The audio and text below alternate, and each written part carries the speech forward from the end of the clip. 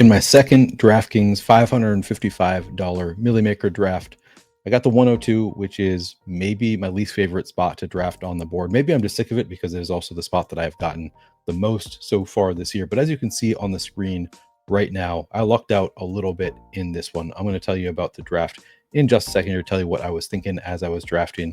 First, I want to tell you there is a draft one, get one promo on DraftKings going on right now. If you've not already taken advantage of it, check it out. The link is in the description of this video. I'll tell you more about that offer again at the end of the video, but I'm just going to get right into this draft to start. As you can see here, I was thinking I was going to get Bijan Robinson. I don't have a ton of Bijan Robinson, so I thought maybe this is a spot I would take it. But in this case, a rare time where the 101 did not take Jamar Chase. The 101 went with Saquon Barkley, so I just jumped on Jamar Chase. I'll take that value at the 102 all day. Love Jamar Chase this year. I think the Bengals defense is going to be atrocious, and the offense is going to be just in a lot of shootouts this year. So Jamar Chase, just a very clear 101 for me. In the second round, I took Trey McBride's pretty chalky pairing, Jamar Chase with Trey McBride, because the Bengals play the Cardinals in week 17, where all the money comes into play in best ball. So it's chalky. A lot of people want to do it, but I also think it just makes a lot of sense. I think Trey McBride going to rack up receptions this year, and he's in an awesome week 17 matchup again with the Bengals. So love pairing those two in the first two rounds. And here's where the number one spot continued to kind of give me a gift, because he takes both Lamar Jackson and Josh Allen. Not something you see very often. I'm in favor of elite quarterbacks, but this is two elite quarterbacks in the first three rounds with the week 7 bye. They're kind of just punting money away, in my opinion. Could be totally wrong here, but they take those two. Now it was tough, forced to make a decision between Josh Jacobs, T. Higgins. Those are the only two players I was really considering here at the 3.2. Now I thought in a high stakes draft, maybe I just want to lock up Chase, Higgins, McBride. Much more likely to have Burrow come back to me in the fourth round if I do take T. Higgins here as well, just because nobody else, the Higgins drafter is often going to be incentivized to take Burrow ahead of me if I don't take him in the third round. But ultimately, I thought there's a lot of late round receivers that I like right now on DraftKings, fewer late round running backs that I love. So I just decided to take Josh Jacobs here, take those early projectable points at the running back position, and just hope that I can get Joe Burrow to come back to me. And I lucked out again in the fourth round. As you can see here, the T. Higgins drafter goes with George Pickens. I scooped up Joe Burrow here. You might have also thought here, Neil, why would you take Joe Burrow there when you know the 101 already has two quarterbacks in Lamar Jackson and Josh Allen? You can probably push Joe Burrow to the fifth round. But the 101 here is a wild card. I just don't want to make the bet that they're going to draft rationally after their first three picks were all kind of surprises to me. I guess two of the first three picks are surprises to me. So for all I know, this person might think it's a super flex draft or something, some other format. They might just not have a ton of best ball experience. So I didn't want to risk it. And also just there were not players that I really loved. Or I should say, there's a lot of players in the same tier that I could get to come back to me. So I just said, you know what, I'll take the risk on them taking a player that I want here, because I don't really care. The only player I know I really want here in the fourth round is Joe Burrow paired with Jamar Chase with the Trey McBride. So I've already got a game stack here. The 101 now takes DK Metcalf, Cortland Sutton, perfectly fine with me, fine picks, but I don't really have a big teardrop there. Those guys kind of in the same tier as Zay Flowers, McLaurin, Ridley, a lot of these other players in the fifth round. Breece Hall was there. I thought about taking Breece Hall. Ultimately, I went with Zay Flowers as my pick. Now, because I already got a quarterback, I'm a little bit, less concerned with giving myself another quarterback out later. So taking, a receiver in Zay Flowers, whose quarterback is already off the board, doesn't concern me as much. Plus, I've got Josh Jacobs here. So that's another week 17 correlation there, Zay Flowers with Josh Jacobs. So happy to get Zay Flowers at pick 50. In the sixth round, I go with Jerry Jeudy. Again, a lot of players I was kind of deciding between. Didn't have a strong lean here. I think I used the full clock trying to decide, do I want Jerry Jeudy? Do I want Stephon Diggs? I don't have a ton of Jerry Jeudy. So, getting a little exposure in a high stakes draft. I'm sort of indifferent to Judy's value.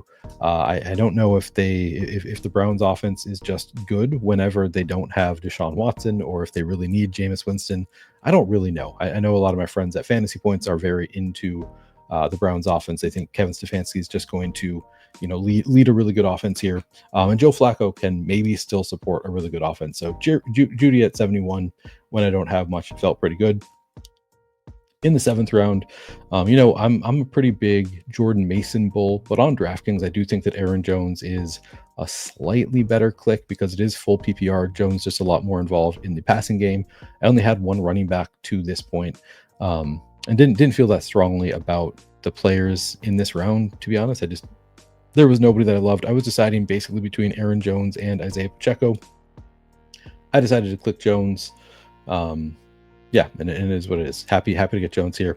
In the eighth round, Kyler Murray, again, second quarterback. I feel with Burrow and Kyler, I don't really need a third quarterback.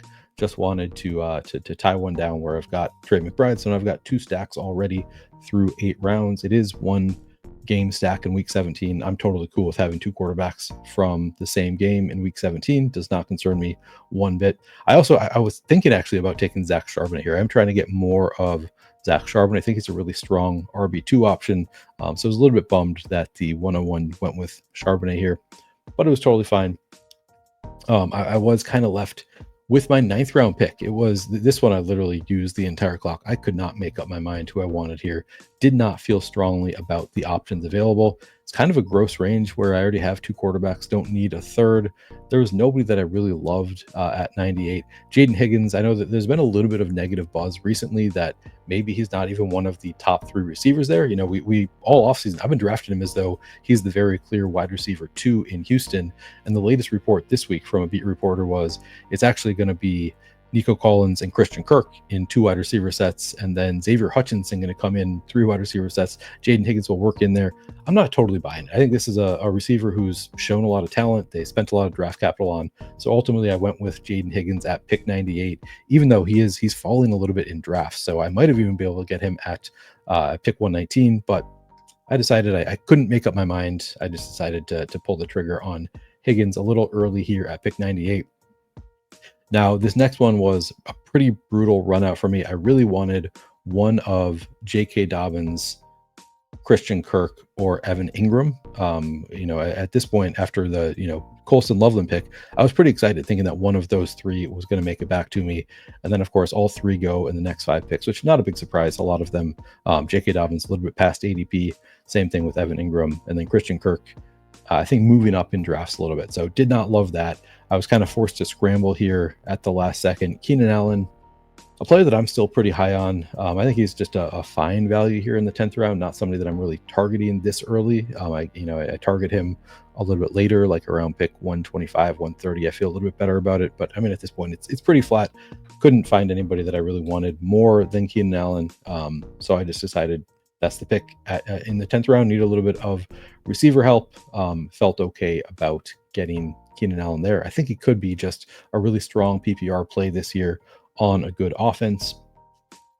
Comes back around, and again, so I started with some really good luck getting Jamar Chase. Now there's a lot of picks here that I'm not feeling that great about, but I decided to go with Dallas Goedert instead of any of the running back options that were available, because I thought it was pretty likely that a running back that I really like was going to fall back to me in the 12th and 13th rounds. I thought I'd take Dallas Goedert, close out my tight ends, and then have my pick of some running backs I really like in the next rounds, because their ADPs, a lot of them are there or after my next pick at 143. And this is where high stakes is maybe a little bit different than the $20 milli, because a lot of the running backs that I was targeting did fall off the board. So I considered Cam Scadaboo here at 122, but he's kind of in a flat tier for me. But then it's Scadaboo goes, Jaden Blue goes, Bashal Tutin, the guy that I really thought I'd get there, Braylon Allen, of course, I was hopeful, Ramondre Stevenson, Tank Bigsby. Not a big Javonte Williams guy, but I thought Austin Eckler, there's a good chance he was going to make it back to me. And they all go off the board before my next pick, along with Trey Benson. Ray Davis, though, I feel pretty good about Ray Davis as a pick in the 12th round. So not the end of the world, but that did not go the way I was hoping it would between the 11th and 12th round. Still happy to get Ray Davis to pick 143. And then Dylan Sampson, a guy I've been targeting. I'm really hopeful that Quinshad Judkins going to miss a lot of time this year based on the way I've been drafting. Hopeful that these other Browns RBs are the guys you want. So I take Dylan Sampson at 146, hoping that he's just the guy to start the year, that he really takes hold of that role. Looks good. But again, in the 14th round, the other Browns running back, the one that I've actually been targeting heavier at cost, is Jerome Ford. I think Jerome Ford, kind of underrated as a talent. He's involved in the passing game. He's explosive. The Browns have not shown that they love him. They drafted 2 rookie running backs this year, but he continues to show that he's a pretty talented running back. And again, this team now is kind of banking on Quinshon Judkins missing some time, hopefully not playing this year because I've got Sampson and Ford. But that's a bet that I am fine with making, even if it's not the likeliest outcome. I think that this team could be supercharged if that ends up happening. So happy to get that combo. And then Ollie Gordon, just a guy that's rising up in drafts right now. We've already got Alexander Madison, was part of the backfield committee. Now he's out for the year. Jalen Wright left practice this week, was hurt. And Ollie Gordon was kind of already creeping up. Like maybe he was already surpassing Jalen Wright as the RB2 on Miami. And Devin Achane might miss the start of the year. Kind of unclear the severity of his injury, but there is some buzz that he might miss the start of the season. Even if he doesn't, I think Ollie Gordon as a strong running back 2 option might be the goal line back there in Miami, the most physical runner they have. So happy to get him at 170 on a team that needs a little bit of running back help at this point. I did a video I did a little tweet thread this week about players that I anticipate moving up in ADP, and they're all players that I'm targeting pretty heavily right now. And I got 4 of the 5 of those players that I'm targeting right now. The one that I did not get is Chris Rodriguez, who goes at 189. I was okay with that because I really like Jalen Coker right now. Even if Adam Thielen doesn't get traded, I think he's just a talented wide receiver who could earn that wide receiver 2 role on the Panthers. But I'll feel a lot better about it if Adam Thielen does ultimately get traded. There's been a little bit of buzz there. I think this is a really fair price on Jalen Coker, even with Thielen there. And if Thielen leaves, it's going to be wheels up for Jalen Coker, in my opinion. So happy to get him at pick 191. So, Elic Iomenor, just been getting a lot of buzz recently. He might be the wide receiver 2 there in Tennessee. Talented guy, athletic guy, hoping for the best. So adding him a little bit of depth there. Was really happy to get Michael Wilson to come back to me at pick 215. I almost took him ahead of Iomenor. I was kind of regretting it after I didn't make the decision. So really happy to get him back in the 18th round, add him on to my Arizona stack, to my week 17 game stack there. Troy Franklin, another guy getting buzz. Has not moved up a ton in drafts so far, but after the team traded away Devon Vele, there is the potential for Franklin to take on a pretty big role there on the Broncos. Could be the wide receiver 2/3, depending on how you want to define Marvin Mims in his kind of gadgety role. And then finally, I picked 239. Rashard Smith was a player I really considered. I ended up going with Jarquez Hunter because I have more Rashard Smith than Jarquez Hunter. I did not realize at the time I made this pick that Hunter is already on my other 555 drafts. So now I have 100% Jarquez Hunter in my completed 555 drafts on DraftKings. Probably if I'd realized that, I would have gone with Rashard Smith instead. But I think they're both just, strong late round dart throws with upside. Not the end of the world to have another share of Jarquez Hunter. So ultimately feel okay about this team. One thing I will note, so I already did a video. If you haven't checked the other video out, you'll find that one. You might find that one fascinating because I got some really strong CLV on my first DraftKings 555. I published that video earlier today already. Check it out if you haven't already done so. This one, I did not get really strong CLV. So now I'm back in the solver of Best Ball Explorer, just showing you the CLV, and I'll show you overall. I lost 82 spots in CLV with this draft. It was mostly because I was reaching for guys I really wanted at the end. I don't really mind doing that. I don't care if I lose a little bit of CLV going after, the guys that I want late in drafts. But I'll kind of show you the team here. So Joe Burrow actually gained a little CLV there, lost a little on Kyler Murray. It's whatever. I think they're both fine options. Gained a little CLV on Josh Jacobs, lost a bit on Aaron Jones, Ray Davis, and Dylan Sampson. Jerome Ford right at ADP. Ollie Gordon ahead of his current ADP. I think he might continue to move up though. Jarquez Hunter gained a little CLV there as well. But I'm happy with this quarterback room. I think this is a pretty strong running back room. Also, I think Jacobs and Jones kind of holding it down in the early going, and then a lot of upside here in my last 5 picks. We got a couple, three good rookies here. Strong sophomore in Ray Davis, and the vet Jerome Ford, who I think has more upside than most people give him credit for. Wide receivers, Jamar Chase can always hold down that wide receiver 1 spot. Zay Flowers, Jerry Jeudy, Jaden Higgins. I like Keenan Allen. I know he's pretty polarizing. Jalen Coker, again, I reached 29 spots for Jalen Coker. I don't think it really matters late in drafts. I don't care about giving up some CLV there with Coker. Iomenor, similarly. It's whatever. These are just the players I wanted. I went and got them. Michael Wilson gained a little bit there. Troy Franklin as well. And then finally at tight end, Trey McBride and Dallas Goedert. Ultimately, I feel pretty good about this team. And even though I lost CLV and the other one I gained quite a bit, I think this team has just as good odds as my other one of moving on from this pod. And I think it could be dangerous once we get into the playoff rounds. I think I'm happy with the quarterbacks. I think the running backs, this running back room makes sense with a couple, established veterans at the top and then players with some upside making up the rest of the room. I think I'm going to have some early season production clearly from Jamar Chase, Zay Flowers, Jerry Jeudy, Keenan Allen, and then a lot of upside bets in Jaden Higgins, Coker, Ayamanor, Troy Franklin, Michael Wilson, part of a team stack. I think he's a fine late round pick. And then my tight end room, perfectly happy with Trey McBride and Dallas Goedert. That's a pairing that does not need a third tight end there. So ultimately, I feel pretty good about how this draft went. Not like amazing. I didn't feel like I crushed the draft or anything like that.